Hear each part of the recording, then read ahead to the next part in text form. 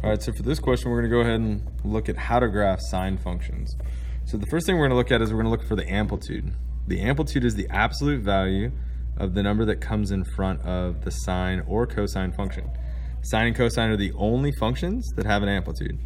So we would say that the amplitude is equal to 3. There will be no free tickets into the game tonight.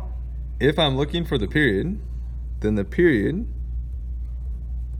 is going to be 2 pi divided by the number that's in front of theta. So the number in front of theta is 1/2.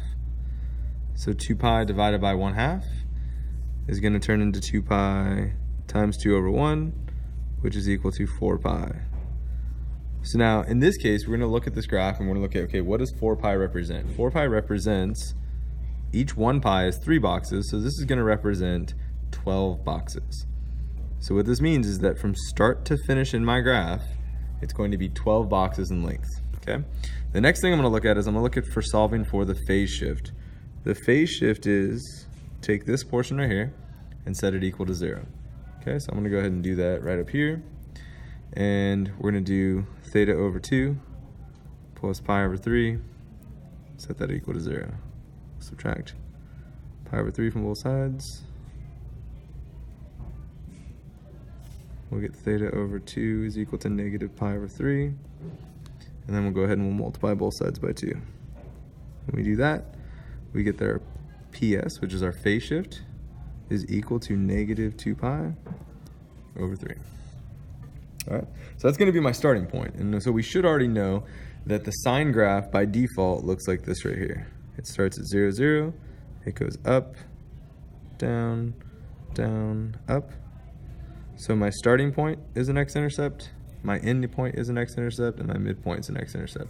So when I look at this graph right here and I realize that there is no vertical translation on my graph, I'm going to start at negative 2 pi over 3, which in this case is actually 2 boxes. So this is going to be 2 boxes left. Okay, so I start there, bam. I see that my graph is going to be 4 pi, so that's 12 boxes over. So I'm going to count 12 boxes over, or just add 4 pi to negative 2 pi over 3. So I count over 1, 2, 3, 4, 5, 6, 7, 8, 9, 10, 11, 12. It's going to be right here. Okay. Then I'm going to go ahead and I'm going to graph 6 boxes because I'm going to find my midpoint. So I have my starting point, I have my end point.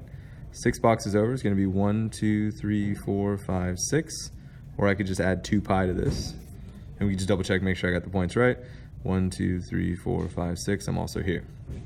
Now we go back and we look at our base graph, just y equals sine of x, and we would be up here at 1. Okay. So in this example, I'm going to go 3 boxes over.